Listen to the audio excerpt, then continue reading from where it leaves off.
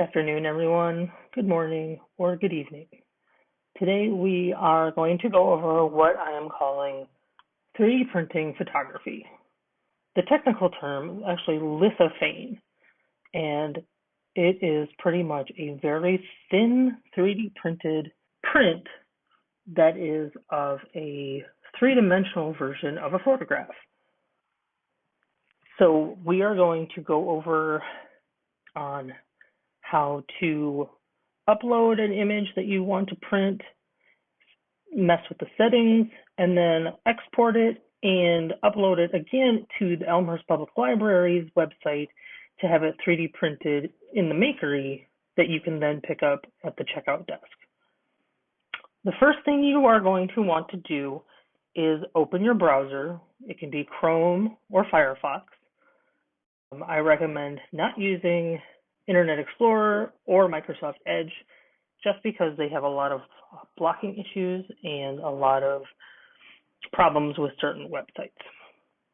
Once you have your browser open, just go ahead and meet me at google.com. Once you are at google.com, go into the search bar that's underneath the Google Doodle or the Google logo, that depending on which day it is.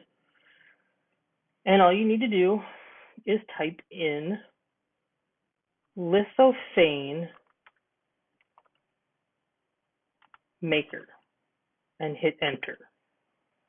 Now you're going to get a few different links that show up here. We are not using any of the first ones here. We are actually going to scroll down until you see it's litho.com. The blue text will read, it's Litho, easiest lithophane maker to convert an image. I did try some of the other ones, and this one's just the easiest to import an image, whether it's color or black and white. Once you find it's litho.com, go ahead and click on it, and it will bring you to the main page of this website.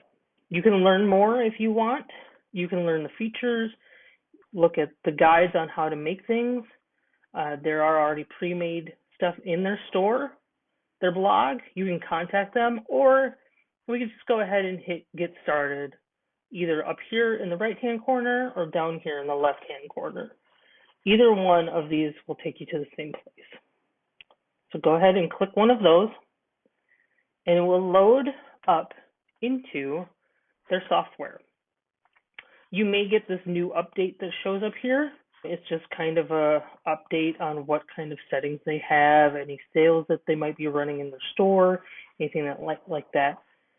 But for the purpose of this video, you could just go ahead and hit close if that popped up. Once it originally loads up, you will see it's Litho beta up here. So you can change the filaments, the guides, profiles, all of this stuff up here. And then underneath all of that, you have upload, edit, model, which it automatically loads into. You can report a bug or send them feedback if you want. You can donate to their cause, or you can give them a suggestion if you have anything. For this video, we are only going to keep focusing on the upload, the edit, and the model tabs. Depending on which one of these three tabs you're in, you will see different settings and stuff.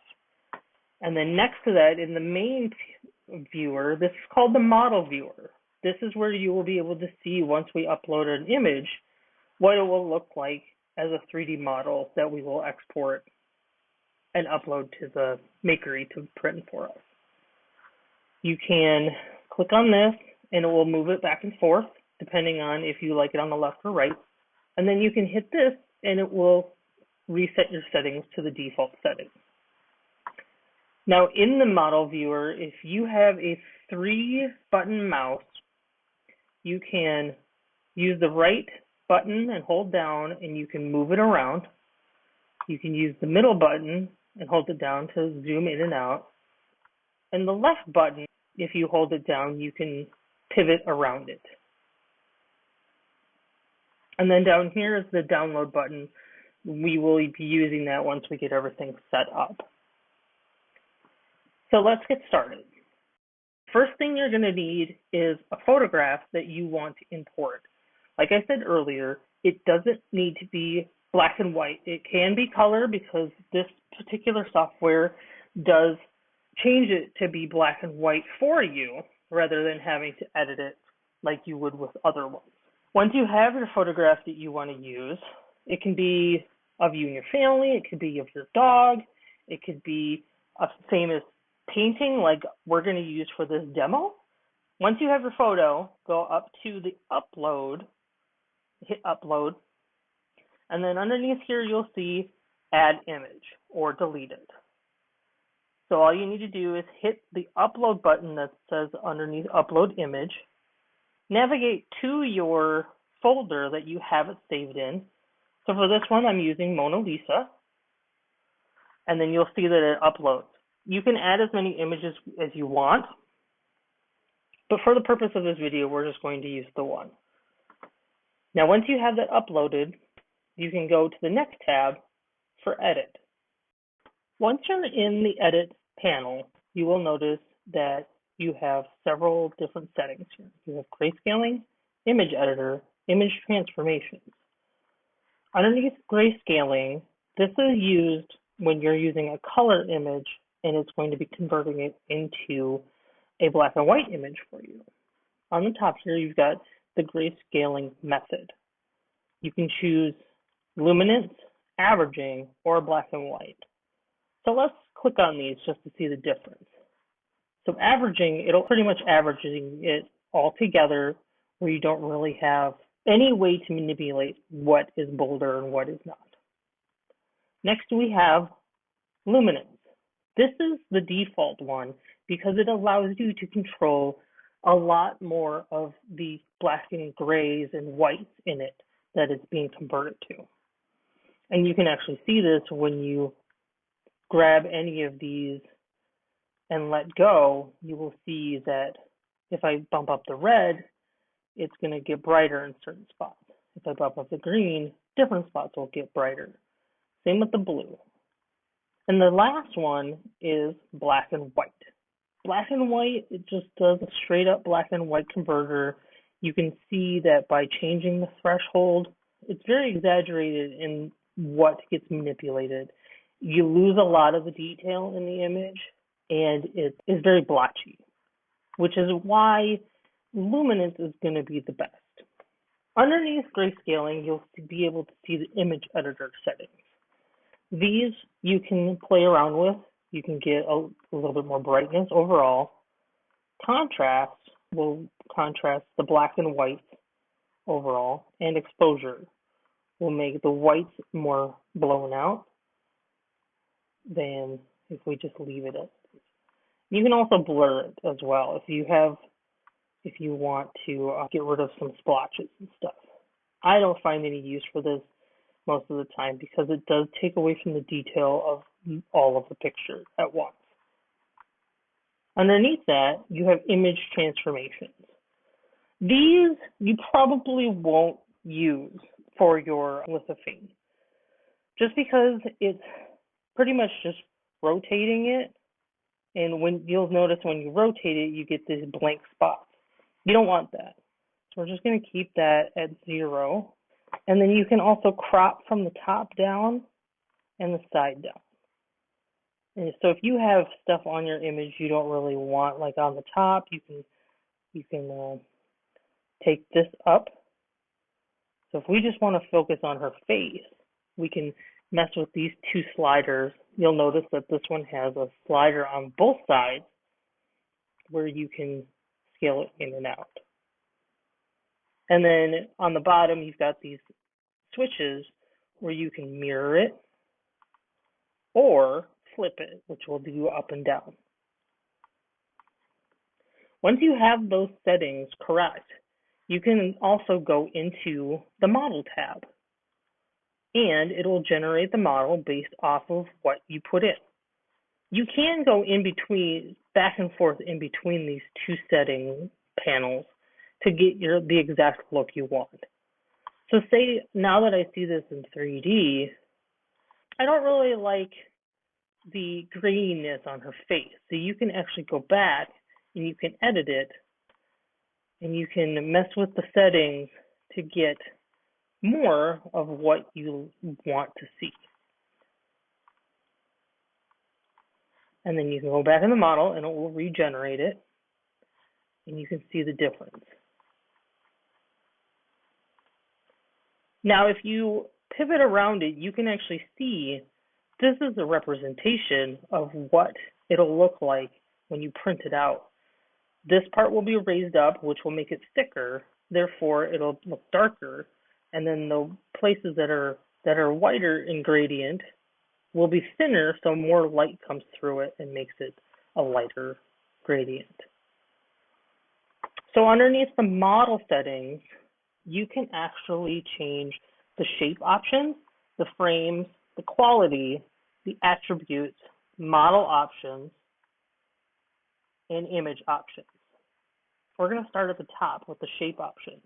This actually changes the shape of the outer edge of the lithophane. So right now it's plain, but if you do cylinder, it'll make it a cylinder. If you do sphere, obviously it'll be a sphere. You can do an arc. This is really good to put like in front of a faux candle or even a night light if you wanted to. I've also seen this where people put it onto, make a little bracket for it to put on Christmas lights for a Christmas tree, so it'd be like an ornament. Let's see, what else is there? You have pumpkin, you have revolve, and so many other ones in here that you can pick from. But for the purpose of this, we're just going to stick with plain. Now you see that because I chose the pumpkin one, it's orange. That's not going to matter for when you print it, so we're just going to continue. It's not going to make a difference. So underneath that, you'll see that we have the width and the height in millimeters. The scroll bars, they're connected, so you'll see that by doing one, the other one changes because it's based off the height and the width of the image. Or you can go in here and you can actually type in the number you want.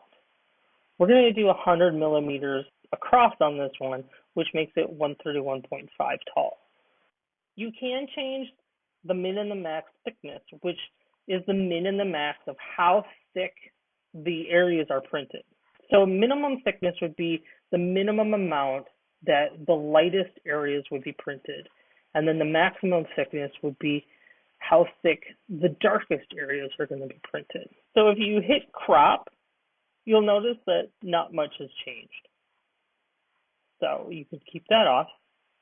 And you'll also, if you do inside, it actually flips it. So this would technically be the inside, but it doesn't do anything unless you put one of the next options, which is a frame on it. So right now the frame is this piece that is a frame around it. You can put none, which then it will just be this, and you can actually change the measurements to be for any frame that you might have. You just got to be cautious of making sure that the file doesn't print too long and that it's not too big to send to the maker to print. If you do just a plain frame like this, you can change the thickness. You can change the depth.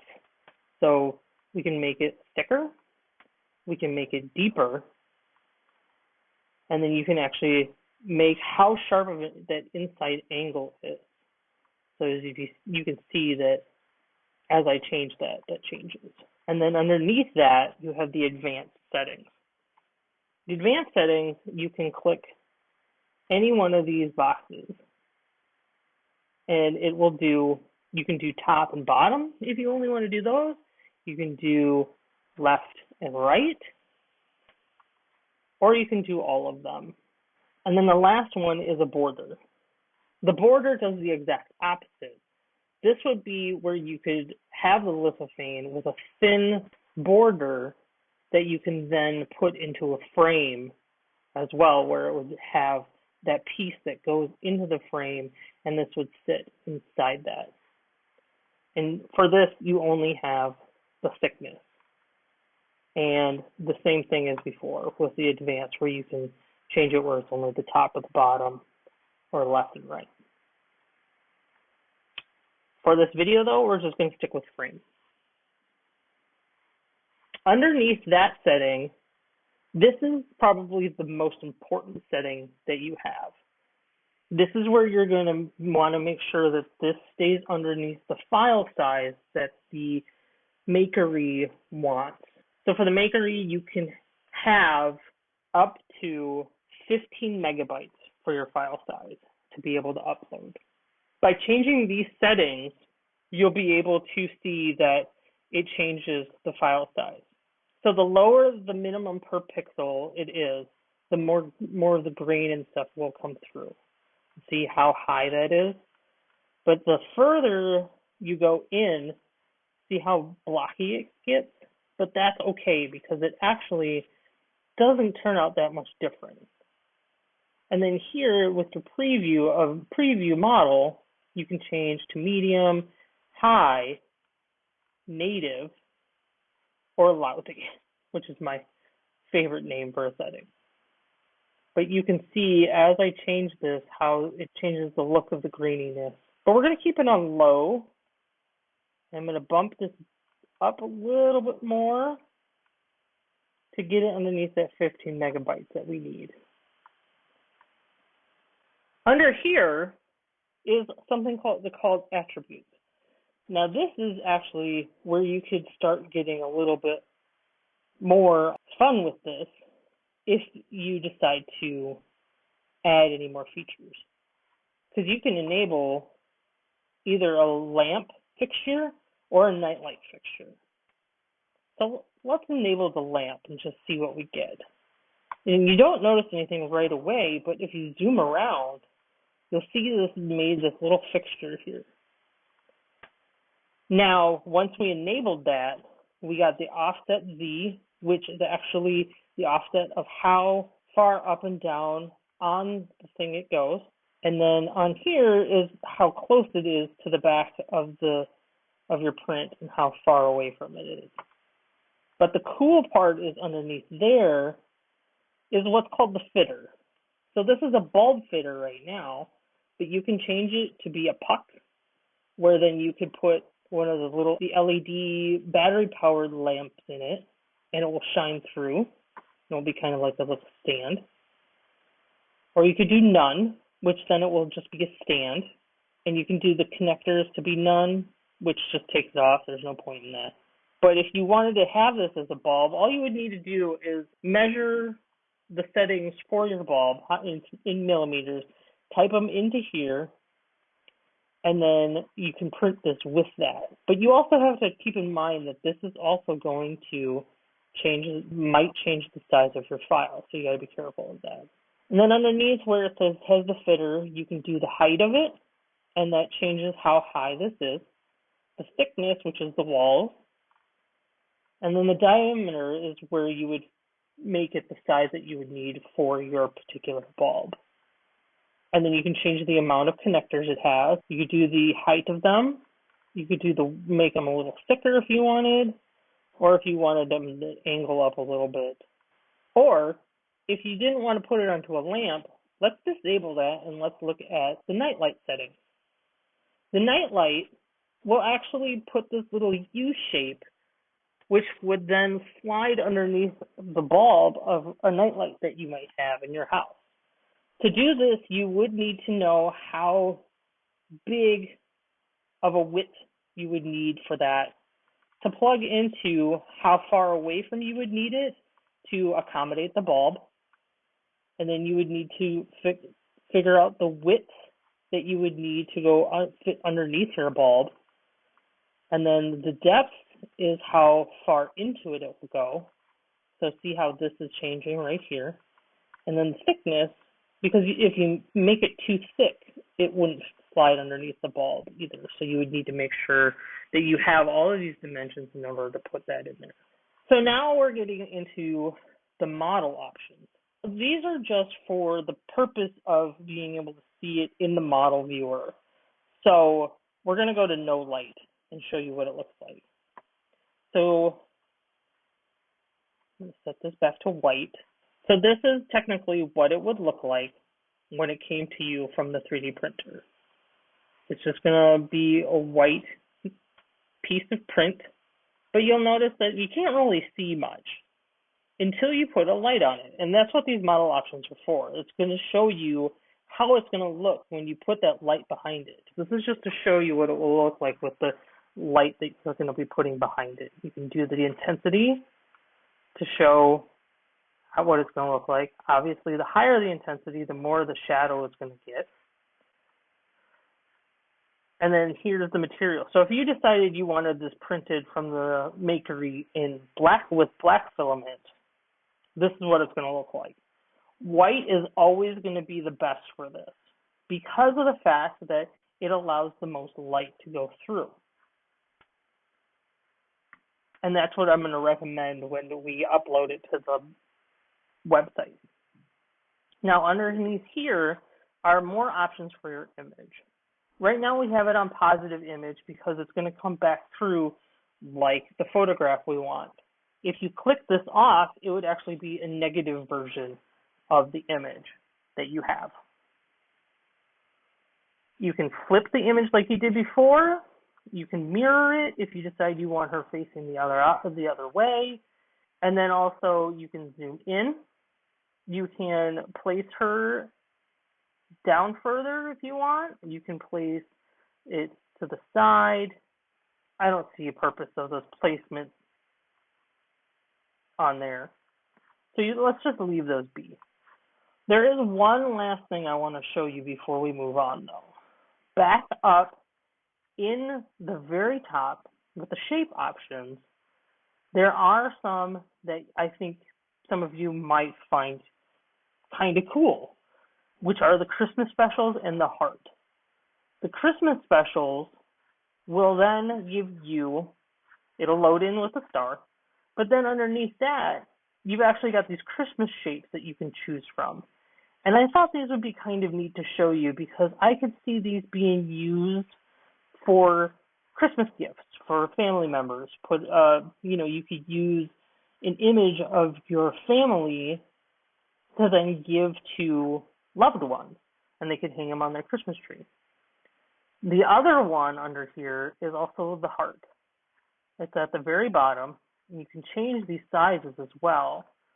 But I mean, you could put in a picture of your family or a picture of your loved one in here and make a ornament as well. If you were to do any of these though, you might have to go back into the edit panel and move the image down a little bit or move it over depending on which shape you need, anything like that.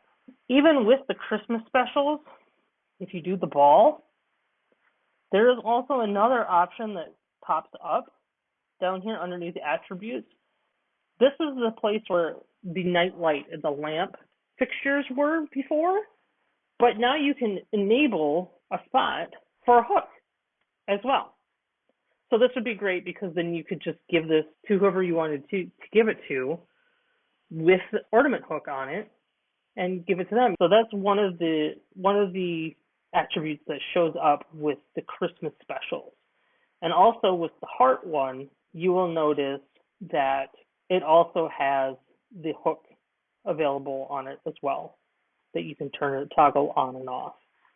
All right, once you have your settings set to what you want them to be, you can then download your file to be ready to upload it to the Elmhurst Public Library. Once you hit download, you will get this information right here. It'll just say, thank you for using it. Your input is important. Download button will automatically appear when the download is ready. And then over here, you can pick which one you want. For the purpose of this, we're just going to pick lithophane. But if you were going to be printing this at home on your own, you might want to download the attributes or do a color lithophane as well. But for the purpose of this, let's click lithophane. Once your download is ready, it'll download as an STL. And what it does is it automatically downloads it into your download folder on your computer. Once you have that, then you can go up to your URL bar in your browser, go to elmlib.org. And from here, we will want to scroll down just a little bit. You want to go to Create, Makery Equipment, click on Makery Equipment. And then underneath there, you will see where it says Submit 3D Print Request. And then you can click on there. And here you will see possibly some changes that the Makery has put in because of the pandemic. These may change depending on what has changed with our policies and everything within the building. And then underneath that, you will see the procedures and the guidelines of printing. But in order to upload your STL that you have downloaded, all you need to do is put in your information, EPL staff member. You have to put in your email here, and then put in your library card. You want to pick your filament color. Now, this is very important that you keep it on white, because like I said before, white will allow the most light to travel through it, therefore giving you a better result with your lithophane. Now for your object dimensions, that was in the software. That was one of the first things we went over, was when we changed the height and the width. So we know that it's 100 millimeters by 131.5 millimeters, and it was 0.8 millimeters thick. You will want to make sure that the object dimensions that you put in match what you had, not specifically these. And then here's where it shows that the maximum file is 15 megabytes, like I told you. And then these are the acceptable file types, an STL or an OBJ. Now, when we did download it, it did download it, thankfully, as an STL, so we don't need any more software to bring that in. What you do is you choose your file. So we know that it downloaded or into the download. So let's open that. The last thing you need to do is add additional information here for the Makery staff to put the parameters in for the 3D printer. So what you need to do is put in 15 degrees angle and then 95% infill. And then once you have that, go ahead and hit submit. It will hang for a little bit, but once it goes through and everything is good, it should bring you back to the main page. Now, that did take about, I'd have to say, 10 to 20 seconds, maybe 30 seconds to process, but it will give you a little dial that says redirecting before it plants you back on the front page of our website. But once you have that, you are all set. If it has any issues with anything to do with your file, it will not send you back to the front page and it will tell you what's wrong. Usually in the past, I've noticed that it has been the file size. But if we make sure that the file size stays underneath what it needs to be, you should be okay. Once it goes through, you should get a verification email in the email you put in, and then it will go from there. You will get another email from the Makery once it is ready for you to pick up. So once you pick up your print from the library, you will get something that looks similar to this. You will notice that I do not have the frame on it like I put in the parameters, but that's because I went back and redid it and decided not to. So as you can see, it doesn't really look like much. It kind of looks like a weird inverted photo. But once you take it and you put it up to the light, you can then see the image. And that concludes our class. If you have any questions, please feel free to email us at reference@elmlib.org. And keep an eye on the fine print in the website for any new tech classes that are coming to us. And hopefully we'll see you in person soon. Have a great day.